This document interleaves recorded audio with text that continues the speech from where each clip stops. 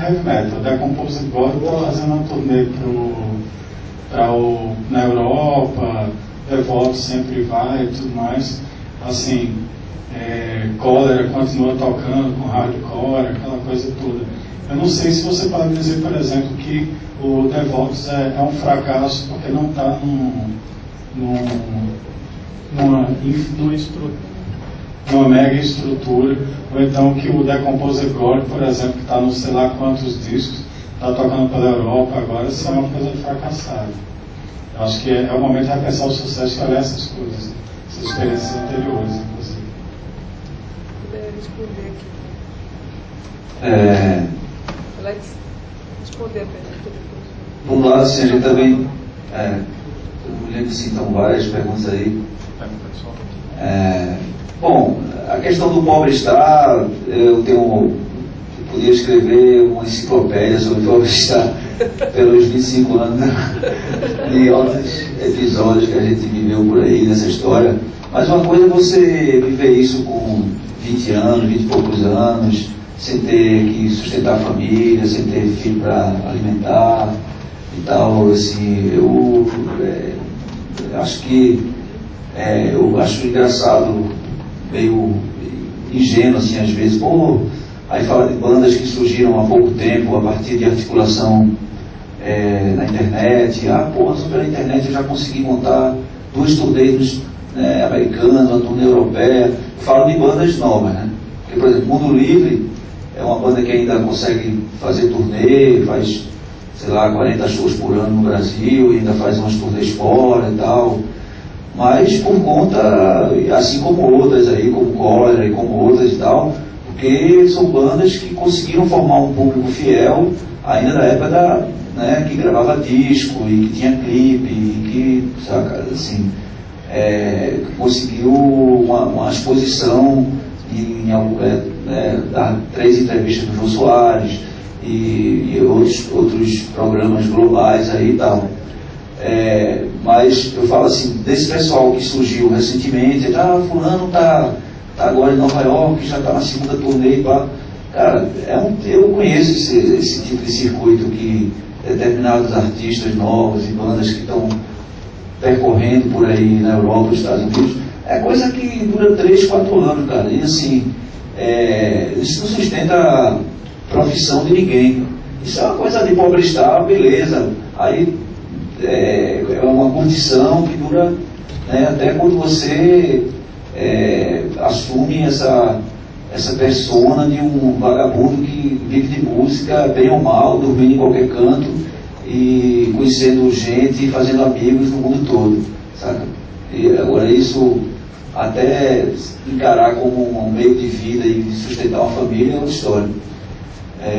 Vai chegar um momento que cai a ficha que o cara diz, velho, até quando eu vou dormir em todo canto e, sabe? Mas a questão do pobre-estar não era nem essa, desculpa, mas não era nem essa do viver sem ganhar, era viver do que você faz. Porque assim, o mega-estar não era coisa de ser pobre e estrela, mas assim, de viver com aquelas condições que você tem naturalmente. Porque o ingresso, você ingressar numa milha dessa, descartável normalmente, de uma praeira que entra e sai, é quase impossível. A lógica que eu achava do caralho era, eu vou conseguir viver tocando, fazendo... Mas eu tinha uma outra lógica também que eu achava do caralho, por exemplo, um disco como Por Pouco, que era um disco que tem o Muro Americano na capa, que foi distribuído pela Abril Music, ou seja, o veneno na máquina, cara. Entendeu?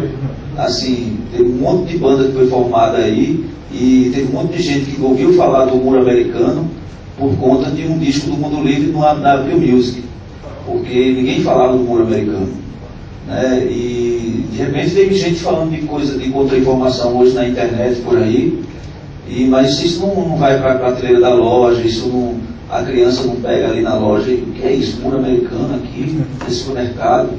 Então assim, era outra, assim, a indústria que produziu Michael Jackson foi a mesma que produziu Stevie Wonder, Prince, Beatles e por aí vai. Então, assim, é um tema, acho que a gente está inclusive em termos dos outros dias e tal, mas eu não quero até pedir desculpa, acho que para sintetizando um pouco dessa posição minha aqui, nem estava previsto de estar aqui na mesa e tal, eu queria até pedir desculpas para todo mundo que faz debate.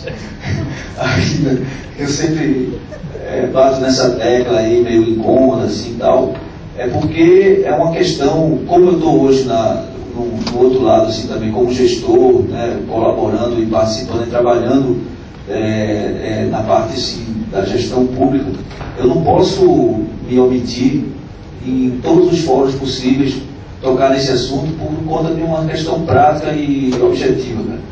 A gente, por exemplo, na Secretaria, tem várias atividades, vários projetos, como por exemplo o Multicultural, como o Mais Cultura. Existe um discurso dúbio em relação a isso, em relação à economia da cultura, em relação à generosidade intelectual e outras questões que são antagônicas e que são praticadas por vetores opostos pela mesma gestão. Isso é preocupante, cara. Por exemplo, a gente tem oficinas do Multicultural espalhadas por tudo que é lugar aí, em todas as RPAs, onde a gente praticamente incentiva num discurso de suposta inclusão econômica pelo viés da cultura, e ao mesmo tempo defende em outros fóruns a coisa da generosidade intelectual, do copyleft, e sabe, o fim da indústria e o compartilhamento. Quer dizer, a gente não está criando futuras frustrações, a gente não está incentivando a formação de um monte de gente que vai querer enveredar por um troço que daqui a 3 anos, por exemplo, nós temos hoje centenas de faculdades de jornalismo hoje no Brasil, matriculando todos os semestres, milhares de estudantes de jornalismo, achando que vão trabalhar em redação de jornal, ou, sabe, em coisas que ninguém sabe o que vai ser do circuito da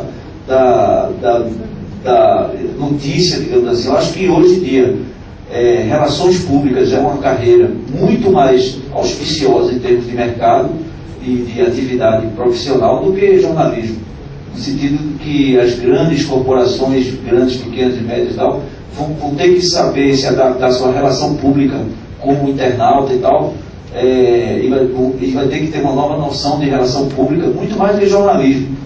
E ninguém está discutindo isso, então é um absurdo que se continue matriculando milhares e milhões de estudantes em determinadas áreas aí, sem ter a menor reflexão sobre isso. Então, eu que estou numa gestão que está querendo implantar 3 bibliotecas em comunidades esse ano, através do programa Mais Cultura, que está formando jovens em vários, formando não, mas iniciando no Multicultural Jovens em várias atividades que eu não sei se vai existir no ano que vem, porque por conta da desconstrução de toda a cadeia. Eu acabo sempre batendo nessa tecla porque eu acho que é uma coisa que a gente, até essa irresponsabilidade, sabe, sei lá, desse tipo de atividade de forma inconsequente e sabe, irreflexiva, digamos assim. Então, eu queria me desculpar por isso, mas acho que os próximos debates aí, durante a semana, a gente vai ter a oportunidade de não concluir outras coisas.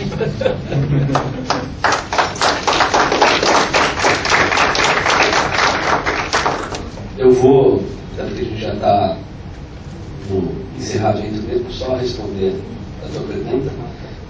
Eu acho que, sem sombra de dúvida, é isso, né? Quer dizer, você tem uma coisa que se confunde muito, é que a gente imagina que, até porque por vários dos serviços hoje disponíveis, por uso gratuito, a gente não esteja falando de uma infraestrutura tecnológica muito pesada, né? Que provê tudo isso que a gente tem acessível a nós hoje, né?